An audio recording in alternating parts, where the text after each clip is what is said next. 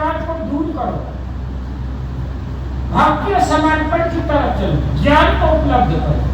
और ज्ञान का मतलब हुआ क्या? ज्ञान का मतलब हुआ कि आपके चित्त के ऊपर, मन के ऊपर जो विकार है, जो धूल दूसरी हो रहे हैं, कचरे पड़ रहे हैं, उनको मिटाओ।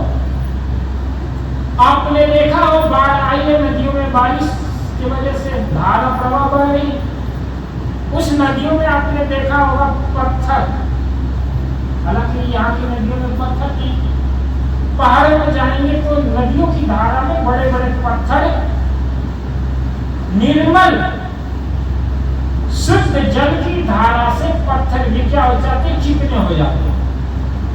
पहाड़ों में जाएंगे, पहाड़ों की नदियों में जाएंगे तो बड़े बड़े पत्थर क्या हो जाते हैं, गोल गोल दिखते हैं। कुछ लोग तो हरिद्वार ऋषिकेश जाएंगे, बद्रिकाश्रम जाएंगे तो वहां के पत्थर उठा करके शालिग्राम बनाकर या भगवान शिव जी की पिंडी समझकर घर में रख करके पूजा करते, धूप बत्ती जलाते और कहते कि हमारा कल्याण होगा। आप जरा सोचिए कि एक निर्मल पानी की धारा से कठोर पत्थर क्या होता, एक आकार, एक सुडौल आकार प्राप्त कर लेता। उसी तरह से सत्संग रूपी निर्मल वाणियों के प्रवाह से, सत्संग और ज्ञान की विचार के प्रवाह से मन क्या होता, निर्मल हो जाता है। एक बल्ब जलता है और पूरे घर को प्रकाशित कर देता, एक दिया जलता है और पूरे कमरे को प्रकाश दे देता।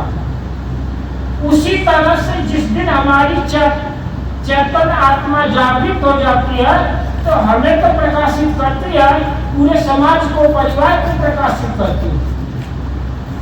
परंतु हम अपने दीपक को क्यों बुझाते हैं?